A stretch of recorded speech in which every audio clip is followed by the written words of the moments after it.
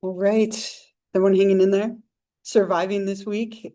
It's always an adjustment, right? Like coming back from break. But I wrote up there, we get Monday off, right? Which is happy and sad, right? Like I always feel like we're getting into a groove and then we get a day off, which is nice, but a little sad. I'm going up to Morro Bay and I'm so excited for one reason, because of the brown butter cookie company, right? Like I'm going up there literally for the cookies, like no joke, right? And two of my children feel the exact same way. So we're all like counting down till cookies, right? That's our weekend plan. Like sit around, do nothing, and eat cookies, right? So I hope you have a nice relaxing weekend as we kind of get used to being back. So we'll jump into chapter 1 today. But I always like to do like a little review from last time first, just to make sure if you have any other questions or if anything like came up between now and when I saw you last. So are there any other questions at all about the syllabus? Anything, the book, the syllabus, anything from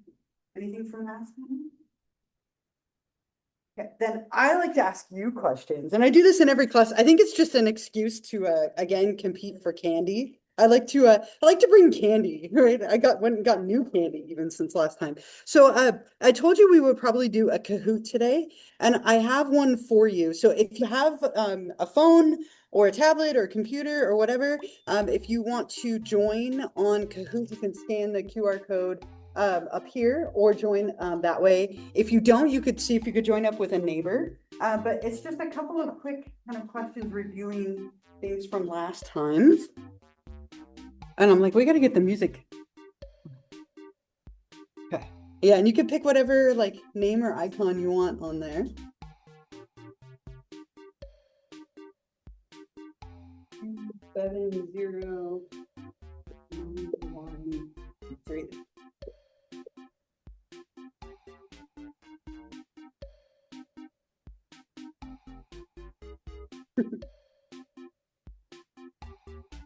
I like the little character.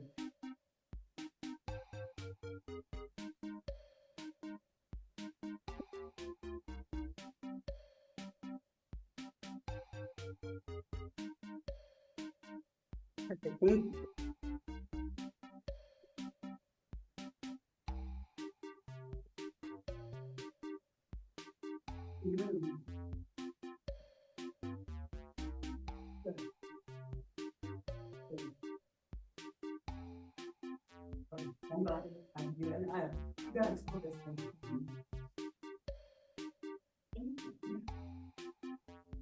All right, so we've got 2, 4, 6, 8, 10, 12, 14, and 12.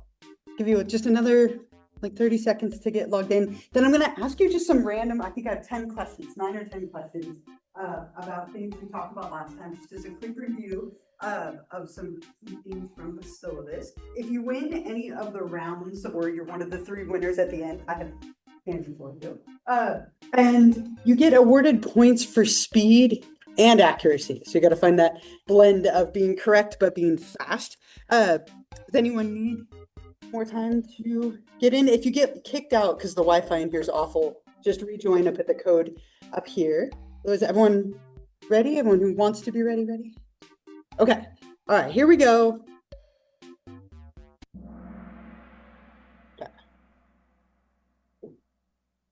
Okay, and I always like to start really simple. All right, question 1. Quiz, right? What is the name of this class? And then you have 4 choices, right? Excellent. You all know where you are, right? So I was an academic counselor for 2 years, and people would come in all the time and they'd be like, I'm in this class and I have issues with it. They'd be like, what's the name of the class? I don't know, right? I don't ever want that to be you. Always know where you are, right? So simple. All right. Excellent. Let's see. Lauren, where's Lauren? All right. First place. I'm so competitive. I'm like, take her down. Not really. I'm like cooperative competitive, right? Okay. Number 2. What is the best way to get a hold of me? Best way to contact me?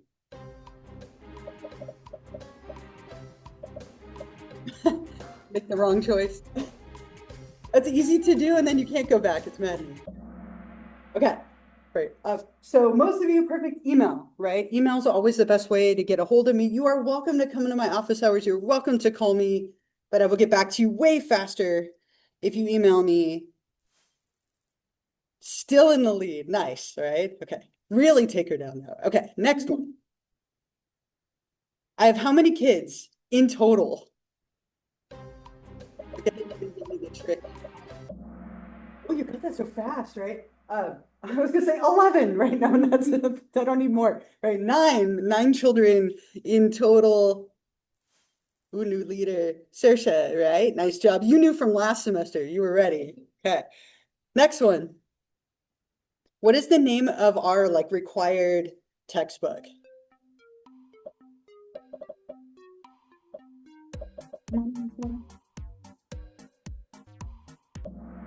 Okay, right? Sexuality now, embracing diversity. How many of you have either ordered it or have it already? Like out of curiosity. Okay. Ordered it, yeah, or have it, right? Great. A lot of you, don't forget as well that if you wanted to, like this was optional, but try and get a hold of the book, order it. Most of you have, but if you don't have it already, do that. You just walked in. If you want to join us, we're on Kahoot. Here's the code. Okay. Ooh, star, where's star? Nice, right? New leader. Next question, true or false, 50-50. You should come to class even if you aren't feeling well. True. Excellent, right? Nice job, right? If you're feeling really sick, please stay home just for the betterment of everybody. Oh, look at you, were ready, right? Okay, next one. Our exams will be taken. We're out.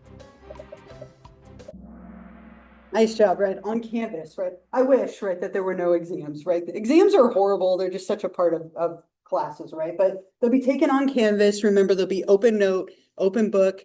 I really hope you all do fantastically on them for that reason. Okay, let's see. Ooh, 3 in a row. Like now you really got to take star down, right? Okay. You're gonna I'll just hand you the bag. All right, next one. If you miss an exam, which of the following is true about making it up? One more reading.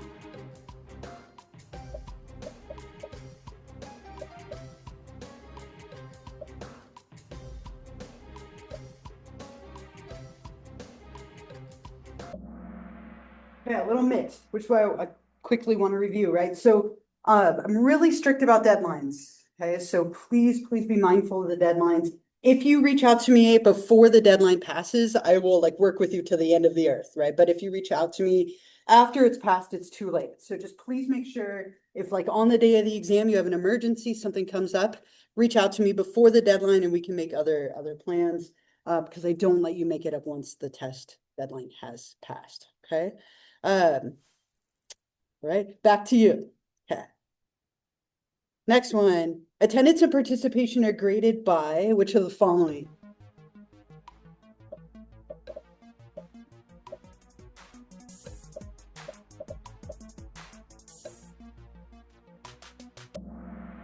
Right, again, a little mixed, right? So 10 random, 10-point activities. The index card is the first one of those. Please respond to questions. Please be here. I'll never give you a pop quiz. That's so mean. But these little 10 random 10-point activities that we'll do. Right? Very nice.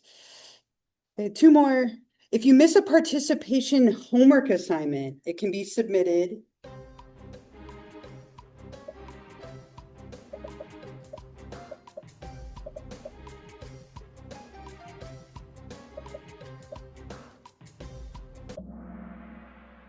Hey, ooh, by email before the end of the class session it was due. So if I give you, let's say, like a little like case study or homework of some kind, if you miss that class, you can still turn it in as long as you email it to me before the end of that class. So again, we'll kind of exchange information today with other people next to you. So that way, if you do miss a class, make sure that you either look at the recorded lecture or you check in with a classmate or email me, right? Any of those would be fine, or all three if you want. Still in the lead, right? Somebody get her. Okay, here we go. 10. How many homework assignments will you complete in here? Homework assignment.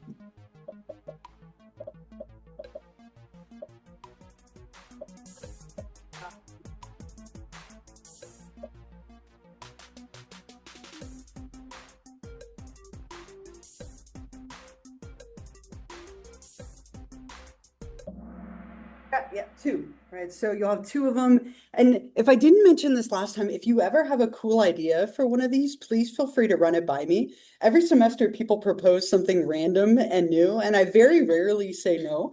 Last semester, someone asked if they could go to a strip club and write about like their expectations and stereotypes versus the reality. And I was like, sure, right? So they took two people in the class with them and went to a strip club for class credit, right? So if you have a cool idea, feel free to run it by. Let's go. All right, if you have a fun idea, please feel free to run it by me. Hey, Jacob, where's Jacob? All right, nice job. Okay, last one. So important. Who's my favorite football player? I was like, did I tell you that one class I feel like I maybe didn't say, but I had a picture of him on the slide. So important in life. Brady, my favorite of all time, right? I was a really big Mahomes fan because he likes ketchup, right? And my kids, when they were little, one of my kids was like, called him Ketchup Mahomes for a long time because he liked ketchup on everything. And then she outgrew ketchup, so I outgrew him a little bit.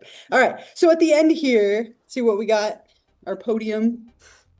In third place overall, is it y'all? Did I say that right? Okay, third place, Ryan. Second place, so funny. I'm like, how do they calculate that? Because like, and Jacob, first place. Okay, so if you're one of these three, I like their little dance. Or one of the people who won any of the rounds, make sure you get candy from me. Look at you're all on there. It's so festive, right? What's in the box? Okay. All right, I thought there was going to be something that happened there, right? Like it was just our reward. So anyway, just as a quick review, does anyone have any other questions at all about the syllabus, about anything that we went over before we move on? Yeah. Oh, how much? Sure. So, I mean, typically you should read that chapter, right? Like, so like today we're starting chapter one. In a beautiful academic world, you would have read chapter one before we talk about it, right? I think in like an ideal world academically, that way you knew what we were going to cover. You like had kind of had a chance to peruse it and digest it. You could always read it after, or most chapters take two classes, so you could even like read a little bit and then read the next. But you should read the chapter, right? That we are covering. Like you could skim through it and then kind of go back later, but reading it in the book would be ideal, if that helps. Should we read one chapter for each class? You could, right? So like if you look at the syllabus, right, today and next week on Wednesday, we're covering chapter one. So you could read like half of it. You could split it up or you could read it all in one sitting, kind of whatever is up to you. But for that week, we're covering chapter one. So sometime in that week, ideally you read through that chapter. And when you do it is kind of up to you. If you can, reading it before we cover it, I think is a beautiful thing to do. But some people like to read it after when they've already kind of been introduced to it. It's up to you. Anything else for now? Okay, so one more thing, or maybe two more things before we jump in. We're creatures of habit, right? I'm thinking back, but almost all of you have sat, as far as my memory goes, sat in the same spot as you did last time, and you probably will the entire time that you're here. Like, and if someone takes it, you'll be mad, right? Like, I remember once I sat in the same chair every time, and one day somebody sat there, and I was so mad the whole class I couldn't even focus. I was like, who are you? Like, what? This is my chair, right? Like, so what I want you to do, if you have your syllabus on the third page, I gave you a spot, and I have some extra copies if anyone needs one. Does anyone need an extra one?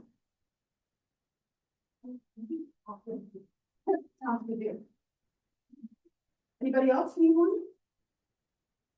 Okay, so on the third page, there's a little spot. I'm sorry, is it the fourth page? I lied. Fourth page. There's a little spot for notes. Okay, and what I'd like you to do is find a couple of people around you and exchange whatever information you're comfortable exchanging. It could be an email, it could be like a social media name, it could be a phone number if you want to, whatever you feel comfortable exchanging. But this way, if you miss a class, you have a couple of people to reach out to. Okay, now remember, everything's always recorded, but let's say you want to get help with like, was there a homework assignment, or like, can we compare notes or whatever? I want you to have a couple of people to start with.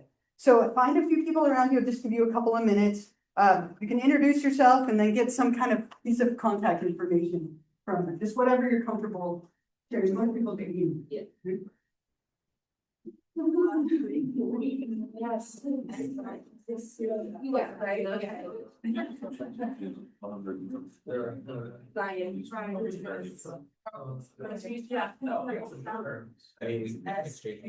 Yeah. Oh. RSE. I was like, wait, find it. Wait, do you just want to see if it's fine with the numbers or? I don't. Oh.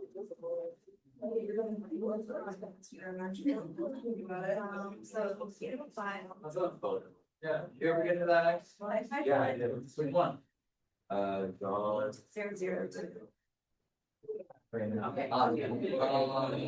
Yes. But. You can play your phone. I like to tell him. Yeah. Okay. Go.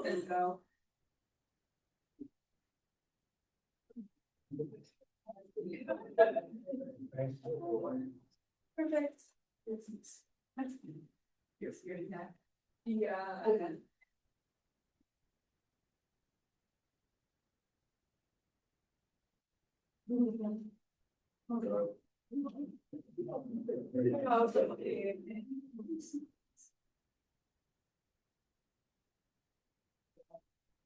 Yeah. You've got built-in family support. You know.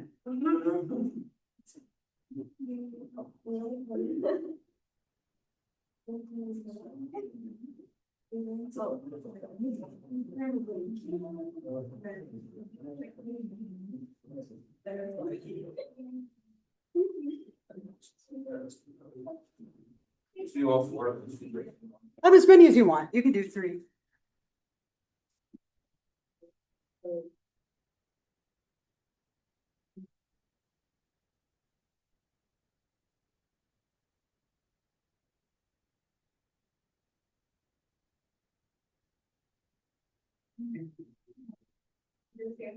Oh, Yeah. that's funny. Because you guys work together, right? Yeah. That's right. I went on Monday and she was working. Yeah, I showed some bingo and she was like laughing. That was so funny. That's funny. Or did everyone get a couple people? You can always add more later, like if you find that you're sitting next to somebody consistently, you can go home now and think about like phone numbers. Maybe not. I give you one more number up here in case you ever need it. Obviously, if something happens on campus, if there's an emergency, you can call 911. But if it's something smaller, that's the campus security number. Something happens to me, someone called campus security for me. Like if I trip and fall and like hit my head on the podium and I'm done, like as you leave, Fred called campus security, call 911 for me. I had on a, I guess more serious note, I had a seizure in May. I've never had a seizure before. I hope I never have one again. And I think it was an allergic reaction to a medication. But if for some reason I have a seizure or something happens to me, there's campus security's phone number, right? Hopefully never, right? But just so you have it. Other than that, last thing related to notes. I'm going to pass this around, but one of my students years ago kind of shared this with me. This was her method for taking notes. Was a really strong student in my class. She's in every class that I teach here. So I have PowerPoint slides and you have access to them. Okay, so remember, you don't need to write down what's in the slides because the slides are on Canvas. So if you're trying to write all that down plus anything that you've seen, it might be overwhelming. But remember, these are on Canvas. It's being recorded if you need to go back to it later. But what I've had some people do is like print the slides in like a 3-slide format and then write their notes over here. Right? And again, it's completely up to you. I'll pass this around. But a lot of people I've seen a lot of people do that with some success. So just to kind of pass that along. But if I write something on the board, you might write it down. If I give you an example that's helpful, maybe write that down. Or if I'm like, this will be an exam question, right? Put a star and write it down. But you don't need to write down the stuff in the slides necessarily because you have them, okay? Anything else before we jump in? A lot of like building, but anything before we get into chapter 1? Very exciting. Something fun about like the first and last, right, of like the semester, the first day, the last day. Though I get sad at the end. I get sentimental, right? Okay, so chapter 1, what we'll do is we'll kind of look at sexuality around the world, kind of getting us up to our present day. So we'll look at a bunch of different cultures and kind of times, and just a quick like little overview or tidbit for each one, something that they contributed to get us to where we are today. I have a really, I think, interesting and fun documentary that we'll watch next week on sexuality in the United States in the 1900s, like so in the last century. So we'll watch that and kind of build up to where we are now. Okay, before we get there, one thing that we'll look a lot at in this class, or that I hope you walk away with when you're done with this class, is that you've increased your sexual intelligence. Right? In psychology, we talk about a lot of different types of intelligence. And in here, we're looking specifically at things related to sexuality, right? All of your feelings and behaviors concerning sex, whether that's anatomy or gender identity or orientation or communication, right? And stereotypes. So we'll talk about a ton of different topics in here. And there's 4 main components to your sexual intelligence, right? How well you understand yourself, right? Your own attitudes and thoughts and feelings related to sex. Your interpersonal skills. So communicating with other people. So a big one with relationships. And we'll talk about relationships and gendered communication and all of that later in the semester. We'll also talk a lot about scientific knowledge, right? Hopefully you improve your ability to identify parts of anatomy or like technical terms for things that maybe you didn't know. And we'll always take into consideration culture, right? Looking at like the cultural context of whatever it is that we're covering. So just for fun, I have a little like sexual intelligence quiz to give to all of you. So what I want you to do, I want you to get into groups of like 2 or 3 people. Like find a couple of people around you, 2 to 3 people. And then I'll have you, I'll give you 1 second to do that, and then we'll go from there.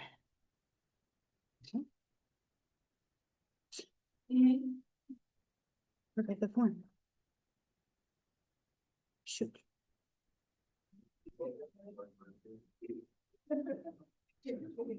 Okay.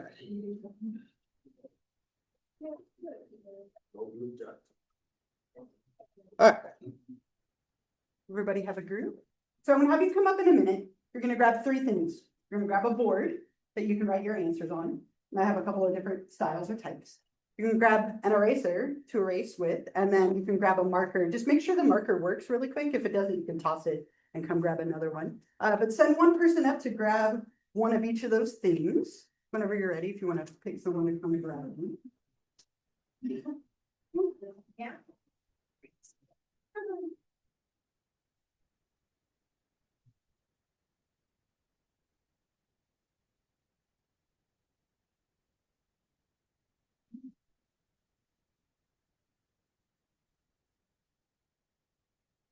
Again, if your marker doesn't work for some reason, just come, you can pause it and come grab another one. Go ahead and turn your desks if you want, or make sure you can all see each other. You spend like the next 10 minutes or so with your partners. All right.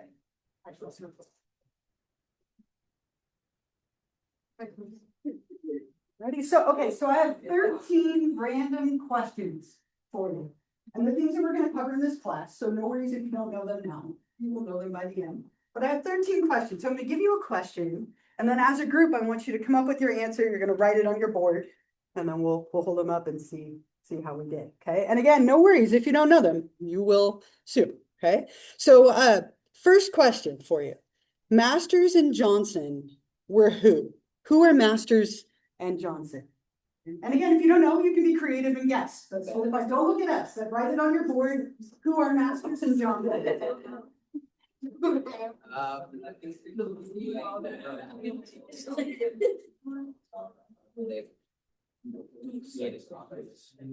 Feel free to be creative. Taking twins. Really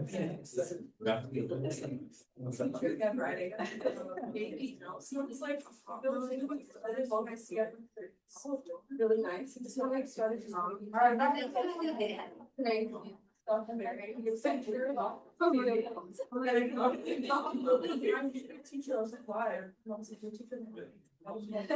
Right, that's the reason.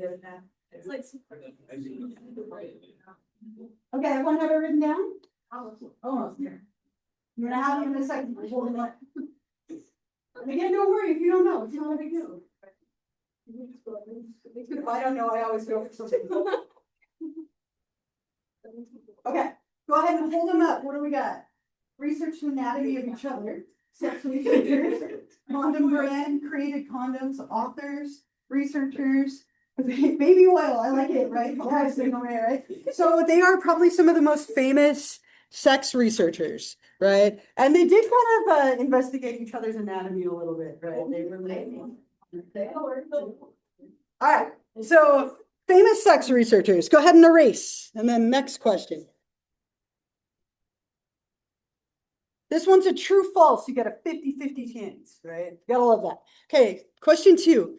A woman creates 1 egg per month on average. True or false? A woman creates 1 egg per month on average. That's. I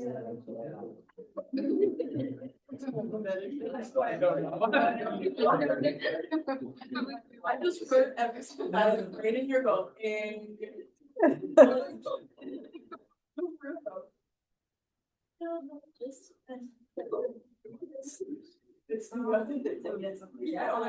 All right, write it down, write it down. Oh, no.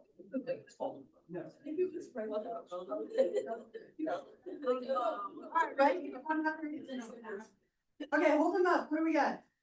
False, true, true, false, false, false, false, right? What kind of mix? It's false, right? Little tricky. They don't create a new one every month, right? Women are born with all the eggs they will ever have, but one matures each month. A little bit tricky, right? Okay. Number 3, erase. Okay. If your doctor asked you to point to your corona, what would you point to? What would you point to?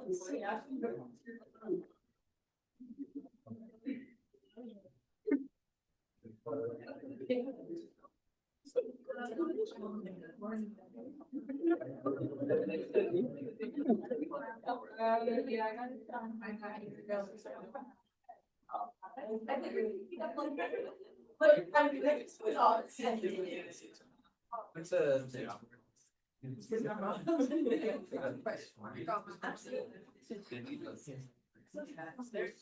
Very all right, we got our answers. All right, hold them up. What do we got? Pelvis, chest, top of head, crotch, down, eye, torso. Okay, it's the tip or the head of the penis. So next time that somebody asks you if you want a corona, clarify, right? Before, if they say, do you want a corona? Clarify first, right? Right? Tip of the penis, right? I don't know if that's how I don't know why they named it that. It also means crown, right? So crown or head of the penis. Okay. All right. Next question, number 4. What is the most common penis size when erect? Most common penis size when erect.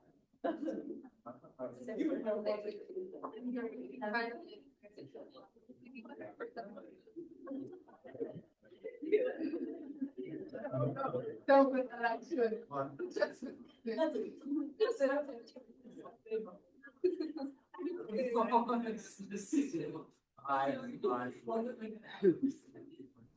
Like walking right into that job. Here's the first time. Like, okay.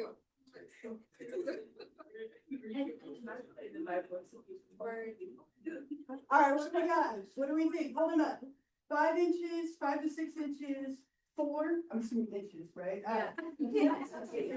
52 inches? 5.2. That's frightening, right? 5 to 6. Okay, so specifically 5.6, but 5 to 7 inches on average, right? Very nice. Not 6 to 7, but 5 to 7. I couldn't help it. Okay. Another question for you. Number 5. How many sperm do men produce each day on average? How many sperm do men produce?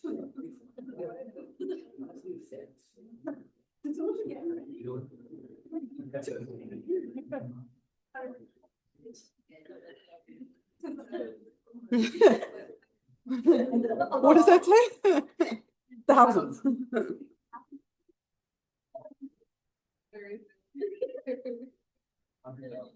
Yeah.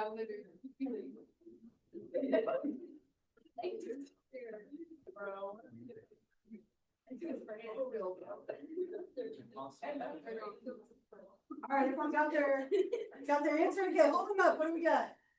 500,000, 1 to 2 million, infinity, 2.6 million, 100,000 plus 100 thousands. Okay, 300 million Oh. a day.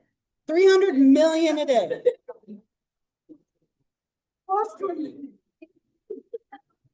All right. True or false? 50-50. Random. Okay. Cornflakes, the cereal. Probably didn't expect me to say that. Cornflakes were developed to stifle masturbation. True or false? I heard that's the issue.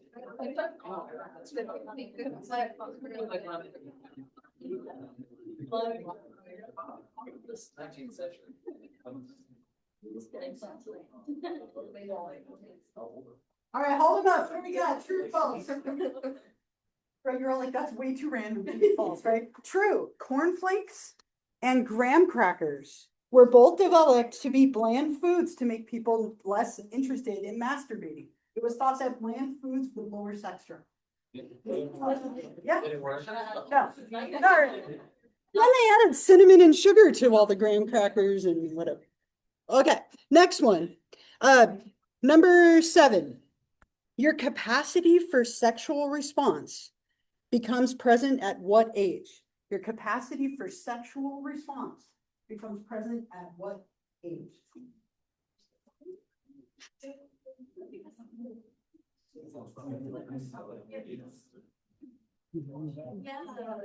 I think.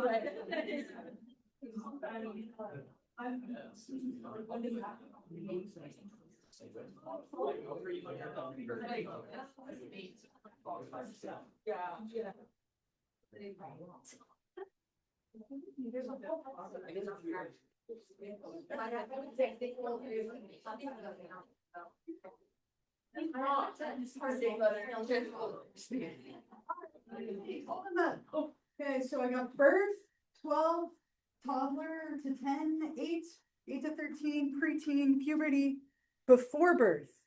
Okay, before you're even born. Oftentimes on an ultrasound, you can see little boys with an erection on an ultrasound. It starts that early, right? Like even before they're born, you have the capacity for sexual response. All right. Number 8, true or false? If a man withdraws before he ejaculates, a woman will not get pregnant. That's the only one I'm like,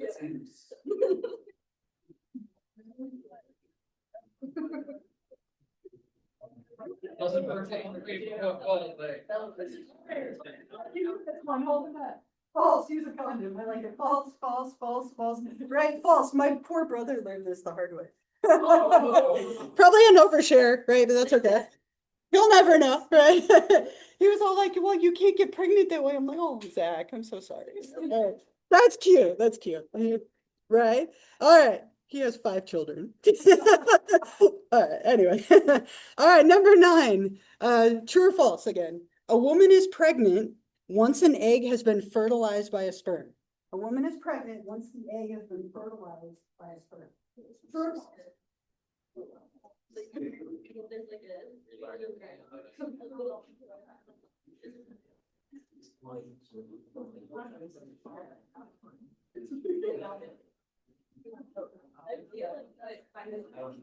They did it. There might be some more. All right, hold them up. What do we got? True, true, can't say false, true, true, true, false. Okay, so that's step one, but it has to implant into the uterine wall before they're pregnant. We'll talk about that. All right, we'll get there. I love that, like, oh. Satisfying. Okay. All right, another true or false, 50-50, okay? HIV can be transmitted through contact with saliva. HIV can be transmitted, it can spread contact with saliva. True or false?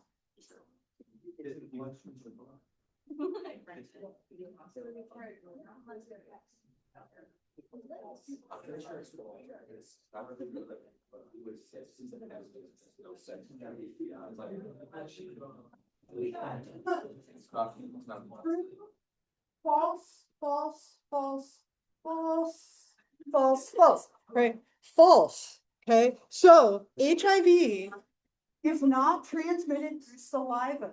The only exception to this would be if you were like open mouth kissing someone and you had an open cut in your mouth and they had an open cut in their mouth and you were both bleeding.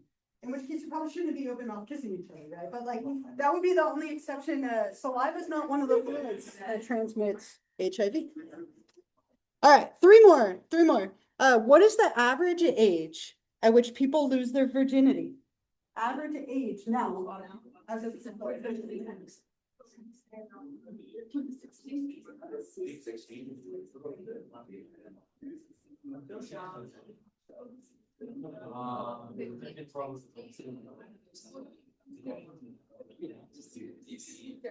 I mean, they were calling us big six.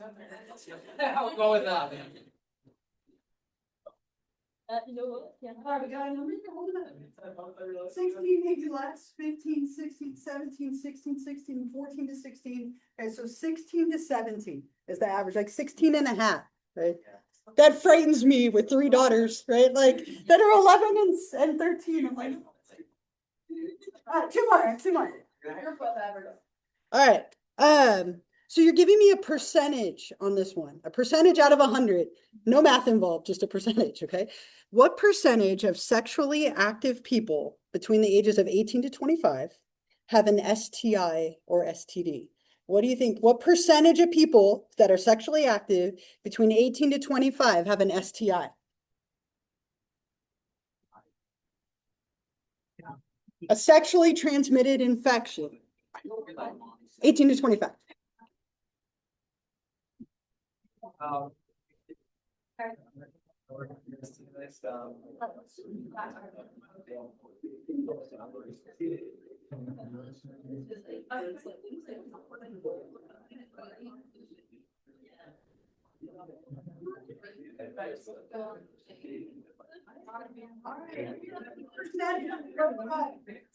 69, 63, 40, 40, 60, 25, 65, 25. Thank goodness it's only 25.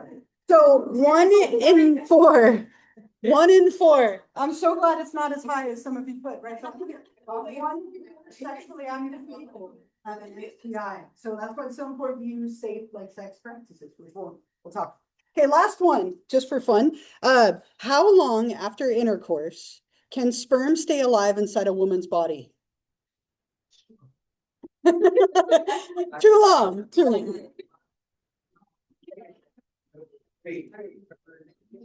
How fast when like I'm shut with the bones.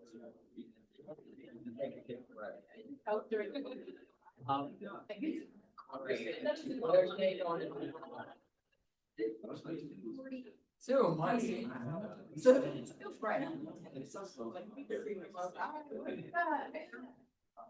5 to 7 days, 5 to 7 days. We're more like menstrual cycles here, right? Let's say 2 months. 2 minutes. I thought I said 2 months. Sorry. 1 week, 48 hours, 2 to 5 days, 5 days. On average. 5 days before they stop swimming. Okay, if you want to bring up your board and your stuff, if you want to kind of bring it back, you put your seats back, just for fun.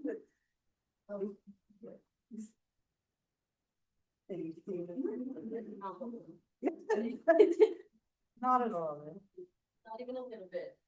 Cool. Thank you. All right. Thank you so much. Okay, so again, just kind of for fun, those are topics we'll cover over the course of the semester, and a lot of you knew most of them, like really nice job. But hopefully by the end of this class, this is something that will go up, right? Like your sexual intelligence and hopefully comfort, even like talking about it. At the end of the semester, you'll do a little closing assignment where you think back on 5 things that you learned in this class. I hope you learn more than 5, but hopefully 5 of them at least that stick with you, right? So what we'll do from here is we'll look at different cultures around the world, kind of building up to today. And I'm not going to give you a lot of detail for these because there's so many different cultures, but maybe like one big contributing factor or idea for each culture. And they're kind of arranged by areas of the world, right? So starting with the ancient Mediterranean, and I gave you a map in case you're like, I don't know where that is, right? Egypt, Greek culture, Roman culture. So we'll look at each one of them briefly, just kind of like 1 or 2 contributions for each. So ancient Egypt, and I gave you lots of images to kind of go with each culture. Ancient Egypt, one of their big things that they're known for, they invented male circumcision. Okay? A little different than today. Today, when do we tend to practice circumcision? Like, when is it done? You know?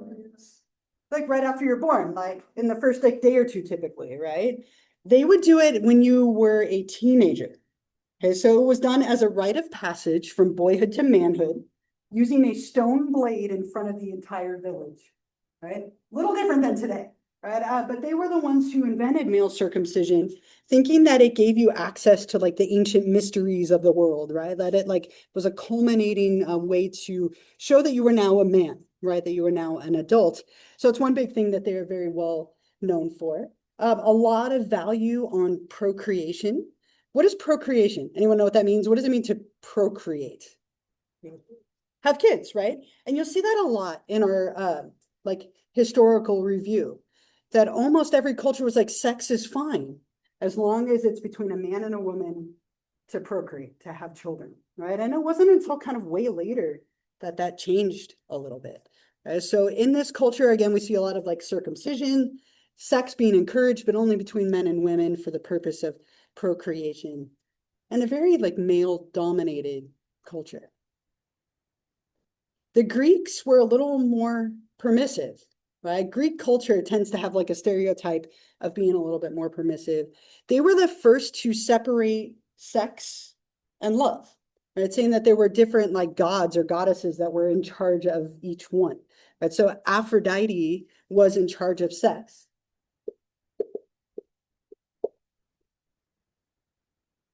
And Eros was in charge of love, right? That we had, these could be different things. That you could have sex with someone that you didn't love, right? It was kind of a new idea that they were independent of each other in a way. They were also really well known for something called pederasty. Now, there's a stereotype of like homosexuality in Greek culture, right? That like men were intimate with each other, but it wasn't viewed as gay in this culture or in this time. It was viewed as a rite of passage. So it was really common for a young man to form a relationship with an adult man as a mentor, right? They would like guide them and give them advice and help them financially. And in exchange for that, that young man would perform sexual favors on the older man. Okay? And it wasn't romantic in any way. Like it could have become romantic, obviously, but it wasn't intended to be. It was more as like a social exchange in return for mentoring. But this culture tends to get this like stereotype of being known for gay men, right? It wasn't viewed as gay. It was viewed more as like a mentoring opportunity.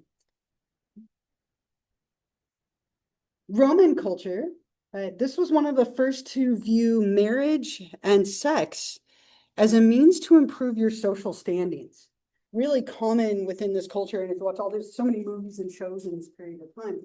Marriage and sex was more about like your social status and your standing and like continuing the bloodline than it was about love and passion. A lot of people getting married for like status reasons instead of like love or passionate reasons. We also see there were these little coins that have been kind of discovered later on called spintrigga.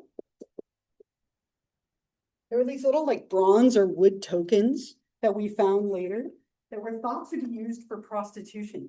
Like you paid the prostitutes with these little bronze or like wooden tokens. So we saw a lot of prostitution, like people seeking sexual services because they weren't passionately having feelings toward their partners because they were in arranged marriages. So kind of a different mentality around marriage. Way back here, we're in like BC to early AD. If we look at ancient Asia, like India and China, and again, your map for reference. In ancient India, we have a big focus on something called karma. How would you define karma? What does karma like mean to you? Like if you like, what is karma? Any thoughts? Yeah, pretty good. You get what you give? Okay, I like that. Anything else that comes to mind? I was thinking of like what goes around, comes around, we come together, like with, but it's, yeah, that what you do is going to affect what you get, right? Like in a sense, karma here was very much viewed as like your next life as well, right? So the pursuits and things that you do in this life affecting what you do and like earn and get in your next life. And it could relate to relationships as well, right? Sexual karma, like were you able to procreate and have children? Did you get married? All considered like good karmic pursuits. Another big thing that came out of this time, the invention of the Kama Sutra, one of the most famous sex manuals. And there's a million versions of this, but I have one that I'll pass around to you and people look at. It's known for its images, right? Like really, really like colorful, graphic at the time. I'm not sure there's a graphic anymore, but graphic for like the time. I'll pass it around and look at it. A million versions of this, but it was like a very famous sex manual promoting sex as a passionate activity, how to kiss your partner, how to get into different positions, like explaining things for the first time that had never been documented that people could read and improve their sexuality through this book. So one of the most famous things from this period of time. In China, right, again, same kind of region of the world, we get the interdependence of all things. We get a concept like the yin and yang, right? Where we see like very often portrayed as like the black and white, like circle, balancing the energy of men and women. That sex was a way to balance male and female energy into a more like positive pursuit. Like, so yang would be male and yang would be female. So just kind of this blending of energy together through sex for the purposes of procreation, of course, but to create balance. So a lot of like interdependence and balance of all things, which included relationships and sexuality.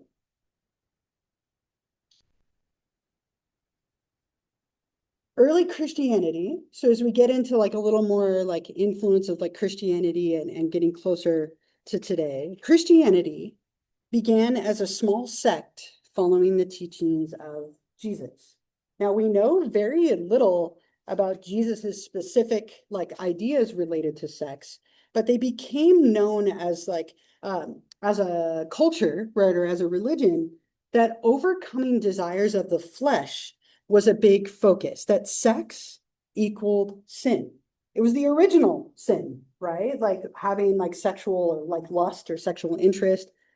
So as people that we needed to overcome the desires of the flesh until we're married, and then it's allowed within a relationship for the purposes of having children. And again, you see this over and over and over and over again throughout history, defining things like celibacy and chastity. So celibacy historically meant that you weren't married. So if you weren't married, of course you weren't having sex, right? Because you only had sex within marriage. Currently, we would say it's like not engaging in sexual behavior or being chaste or having chastity, where you were sexually pure. You abstained from any kind of like intercourse and you followed strict rules of sexuality. So we see a lot of like sex equals sin. And you get that a lot with like religious influences, that oftentimes there's this connection between sexuality and being sinful, unless it's within like a very specific context. Any like thoughts or comments, questions, anything before we keep going? Yeah. To say, I think Christianity, I don't if this offends anyone, I'm sorry, I just think it's a biblical storm in how like, it's like, I don't know, like, I've been part of these churches, and I've left them, and it's just awful for you, like, I would go to this one church, and they would, like, drill guilt and shame into me. Sure. I had experiences with, like women, and afterwards, I would be like, I would think that I was like the worst person in the world. Like I would think that I was awful, but I was just horrible. It taught me how to hate myself. Yeah. So yeah, I don't know, just seeing this is like triggering for me. Sure. Oh, I'm sorry to like trigger that, right? But it's very common. I mean, that's not an uncommon experience. I remember my poor cousin, like, let me out my cousin here. My cousin, when he was like 7, he got caught masturbating. And my aunt, and I was at his house when it happened, right? So like, I got to witness the aftermath of this. But I'll remember it forever. She came in and started screaming at me. She's like, you're going to hell for that. Like, this is not okay. You're going to go to hell. Like, just condemning, right? And they were very deeply like religious family. I think what's interesting about religion, right, is that every church kind of tends to take a different stance, right? And every church is like a different level of severity. Like some are more progressive and some are more harsh. I don't know, anyone have any other thoughts or comments like on that? Yeah. I just want to talk about India because I'm from there. Sure. And although it seems really open and creative on paper, in reality it isn't. Yeah. There's still a lot of taboo around sex. Mhm. And I feel like there is, in my opinion, I feel like there was a lot of Western influence into, bringing in the whole game and education to the whole idea of sex. Yeah. And now it's become kind of a generational thing that you just don't sex is supposed to be. Yeah. We have the same concepts of celibacy and chastity, but it's just in a more cultural way. Yeah. And you see that a lot, like just in a lot of cultures and a lot of religions, right? This association of the shame with sexuality, shame and guilt, right? And like maybe it seems open on the surface, but it's not, right? Like in the layers of complication, like there's so many layers to all these things. I'm giving you a very like simplified, like of like a contributor, but there are a lot more depth to it. I think you had your hand up, right? Oh, yeah, I mean, I'm related to Chris, I grew up in church too, and that's. Yeah. Killed me. Mhm. Like, Conversion therapy and all Ah. that, like random pastors that I never knew told me that was like going to hell and stuff for being gay and shit, like Yeah. fucking killed me for years and years and years, and, like suicide and all that stuff was on my mind and stuff, and I just couldn't change anything, and just, yeah, I like it, I wouldn't say it's there's a lot of like modern churches that are definitely a scam, and it's like, it's fucked up that they're like tax free and all this stuff, and they have all this major influence and stuff. But yeah, it's like I'm almost 30, so at this point it's just like, what the fuck, like, give me a break. I know it's sunscreen helps. Thank you. I'm just, no, it's just a fucking nightmare, honestly, and it's a nightmare, especially nowadays politically. Like I have all my friends are trans or gay or something. My older brother is like completely cast out by my family because he's trans. It's a fucking nightmare, and they use it because it's like the one true good thing, and anything that's in the world, and that is awesome. Sure. We know everything, and it's like, oh great, yeah. And it's sad that something that could be like a source of comfort and faith and like comfort for people, like safety for people, has often been used as such a weapon and as such a like. Yeah, right, they gotta and like, you know, obviously no two people are the same. Right? So you can have somebody who's deeply religious and very open, and somebody who's deeply religious and very closed. And yeah, and that's sad too, because that made me distrust people who are like sure. my friends, and they're like, "Oh, I'm going to church today." I'm like, "Oh, I don't know how I feel about you now," but I Yeah. think they are good people. It's just, yeah, they're all kinds of people. But damn, if they don't try to make that happen.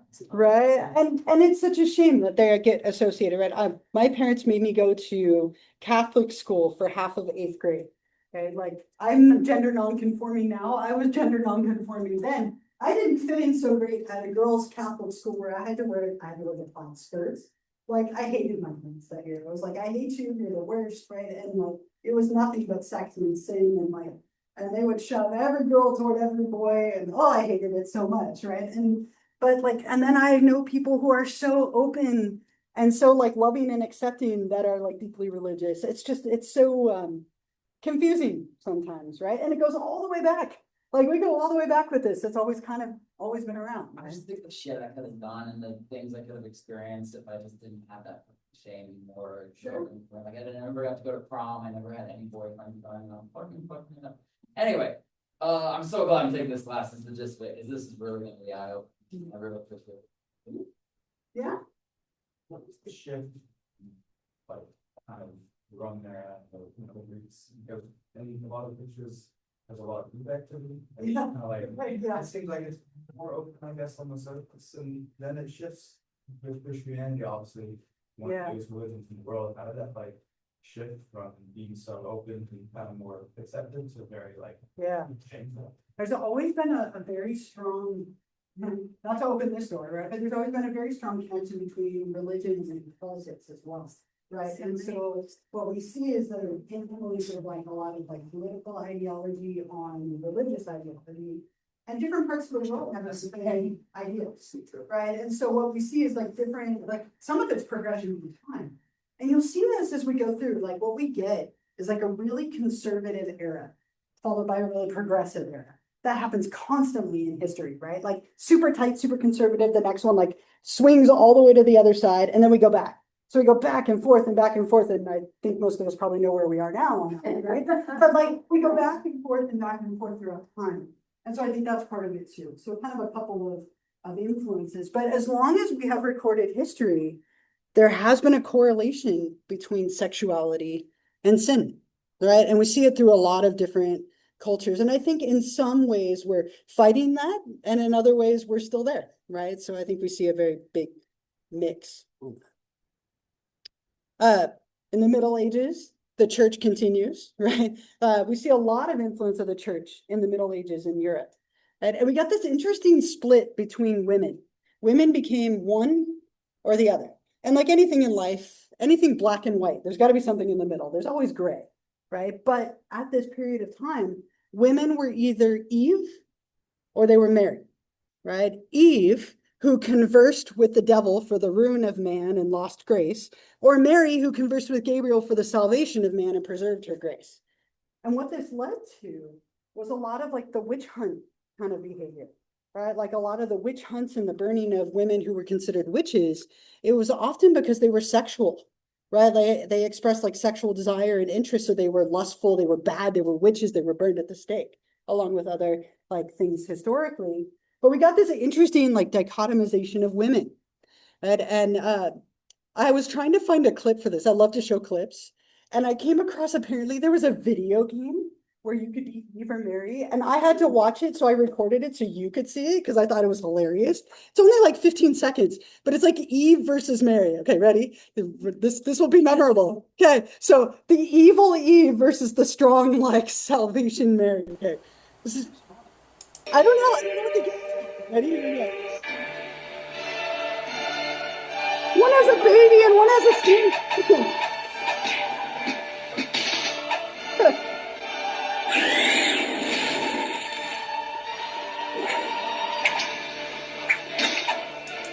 That's it, right? Like, she throws the baby at her. She has a snake, right? I don't know. I saw this and I had to share it with you because, like, if I saw it, you have to see it, right? Yeah, you're welcome. Your life is complete now. So we see this like very strong like split, right? That women were either like pure and chaste and like everything that you should be, or they were evil and they were like Eve, right? And that had a lot of harm attached to it, right? What that did is it led to a lot of like persecution of women and their behaviors. And it took a long time to see some of the gray in the middle, right? One more time. No, I'm just kidding. I don't know what game that's from. Like, if you ever find out the game, right, like you'll have to share it. Okay, a couple more, and then we'll stop for today. In the Islamic Middle East, so we're like 500 AD, we see again a big influence of religion, but here we're looking at Islam, right, as the main religion of this region. The Quran, the beliefs of Muhammad. We see a lot of like conservative mentalities, right? We get this term called eunuch.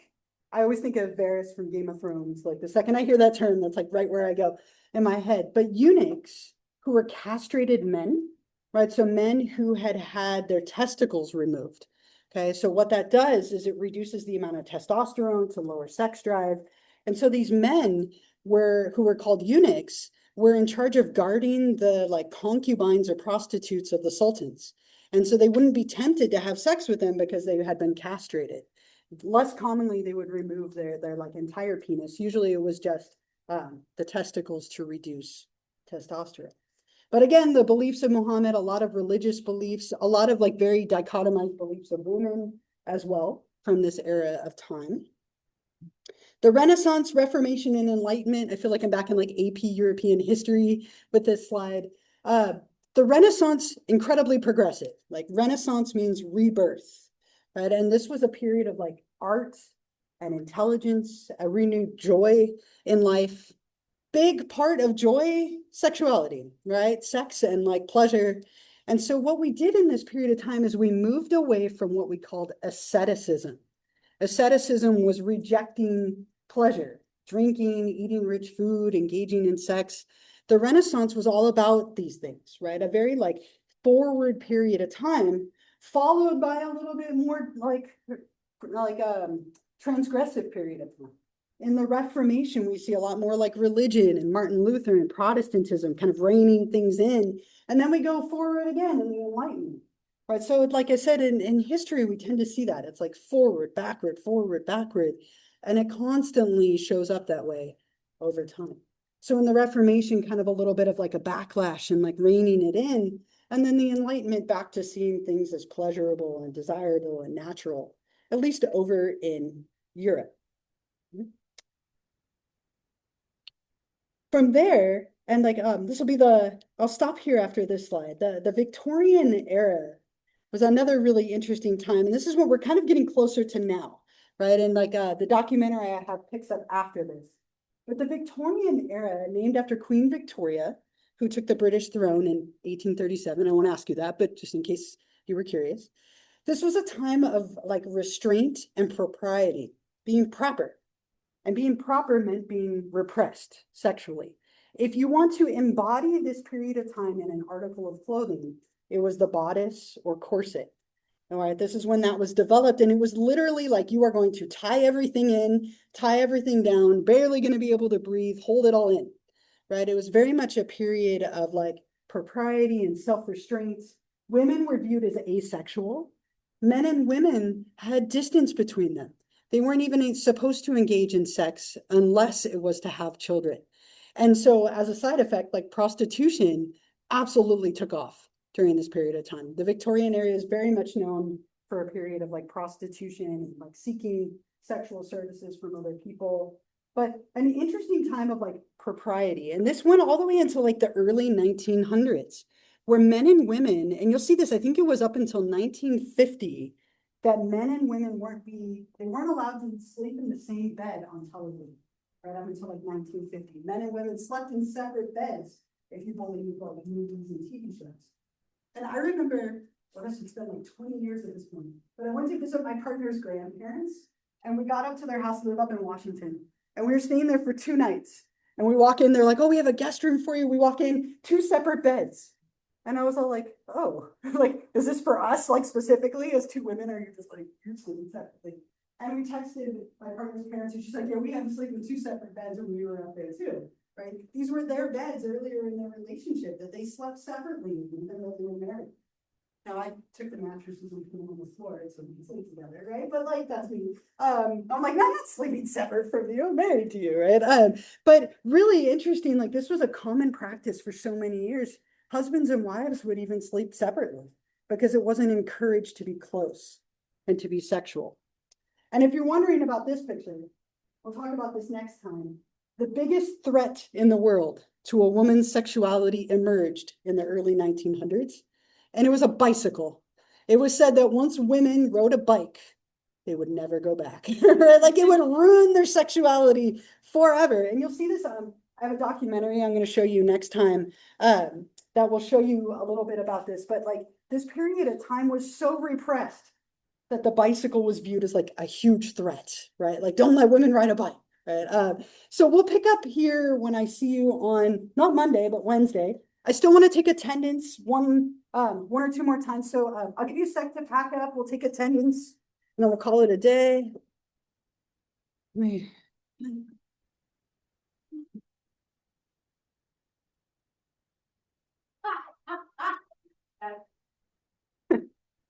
Alright. Dad sleeps separately. So you after being married for 20 years, my dad's was boring.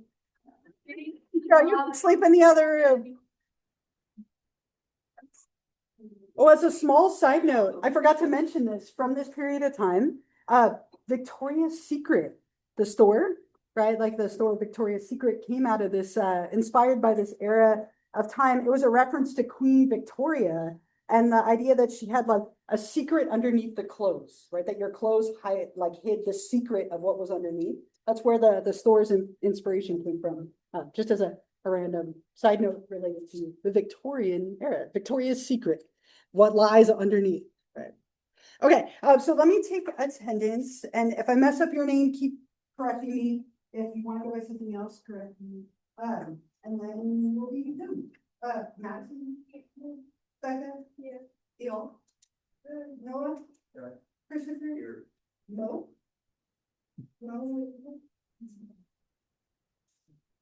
Wednesday, Micah? Here. Is it Micah or Micah? Mike. Micah, okay. Ryan? Here. Randy? Here. Heidi? Here. Sharini? Here. Lauren? Here. Stacy? Here. Saoirse? Here. Jacob? Here. Heather? Here. And Stop. Here. Am I missing anyone? All right, if you have any questions for me, come check in with me. If you didn't give me your index card, I'll take it. And if I owe you candy, come get it from me, right? Otherwise, have a wonderful long weekend. I won't see you Monday, but I'll see you on Wednesday next week. Yeah.